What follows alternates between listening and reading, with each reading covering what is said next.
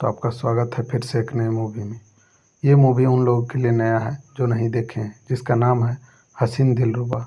दोस्तों, इसका release date है 2 जुलाई 2021 और इसका 10 में से 6.9 का रेटिंग मिला है। तो ये मूवी शुरू होता है। रानी कश्यप सक्सेना एक गृहिणी अपने घर के बाहर कुत्तों को खाना खिला रही होती। तभी अचानक उसके घर में विस्फोट हो जाता है, जिससे संभवतः उसके पति ऋषु यानी कि ऋषभ का जो नाम है ऋषु सक्सेना की मौत हो जाती है। पुलिस को एक शव मिलता है जो पहचान से परे जला हुआ है और उसका एक फटा कटा हुआ हाथ है जिसे रानी ऋषु के रूप में पहचानती है। फिल्म अतीत फ्लैशबैक में वर्णित है और वर्तमान के बीच बदलती रहती है।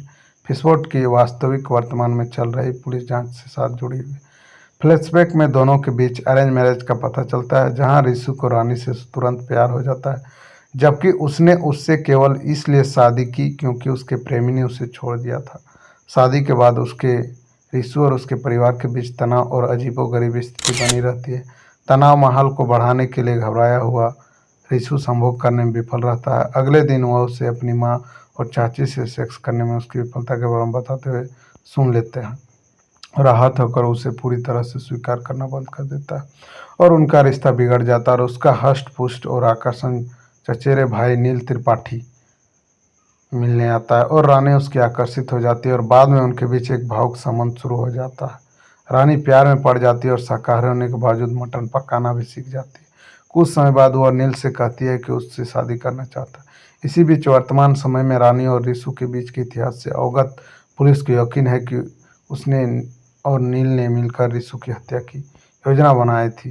वे उसके मकसद का पता लगाने के लिए पॉलीग्राफ और विभिन्न तरीके का इस्तेमाल करते हैं। उन्हें फुटेज मिलता है जिससे विस्फोट से कुछ लक्षण पहले नील घर से भाग रहा हुए रानी पॉलीग्राफ टेस्ट के दौरान अपने रक्तचाप में हेरफेर करके धोखा देते हुए भी पकड़ते हैं। अतीत में जब रानी ऋषु को अपने और नील के बारे में सच्चाई बताती है तो ऋषु एक परपीड़क में बदल जाता है और जानबूझकर रानी को कई बार शारीरिक नुकसान पहुंचाता है। साथ ही नील को मारने की कोशिश भी करता है। ऋषु को मारने की कोशिश करने पर उसे मार देता है। ऋषु से प्यार को जानने के बाद रानी पश्चाताप में यह सहती है। हालांकि समय के बाद वे मेल मिलाप करते हैं और वास्तव में प्यार में पड़ जाते हैं, अंतरंग हो जाते हैं। विस्फोट के दिन ही घटनाओं का वर्णन करते हुए रानी पुलिस को बताती है कि नील मिलने आया था और उनसे बहस करने लगा। बाद में ऋषु ने उससे मामले को सुलझाना चाहा। उसने रानी को बाहर इंतजार करने के लिए कहा और विस्फोट ही कुछ समय बाद हुआ। पुलिस जानती है कि वह झूठ बोल रही है, लेकिन उसके पॉलीग्राफ कोई सबूत या गड़बड़ी नहीं मिली। रानी को बाद में बरी कर दिया गया और वह मुस्कुराते हुए पुलिस स्टेशन से निकल जाती है। यह पता चलता है कि जब नील आया तो उसने रानी के सेक्स टेप का उपयोग करके उन्हें ब्लैकमेल करने की कोशिश की और इससे नाराज होकर ऋषु ने उस पर हमला कर दिया और दोनों पुरुषों के बीच हाथापाई हुई और रानी ने मटन के पैर से नील के सिर पर प्रहार किया। जब वह ऊपरी हाथ में था तो उसका गला घोंट रहा था। जेल नहीं जाना चाहते थे, इसलिए उन्होंने अपराध स्थल को इस तरह से सजाया कि ऋषु ने अपना हाथ काटकर नील के शरीर बगल में रख दिया और उन्होंने गैस स्टोव को उड़ाने के लिए तैयार किया और ऋषु नील की पोशाक पहनकर पिछले दरवाजे से निकल गया।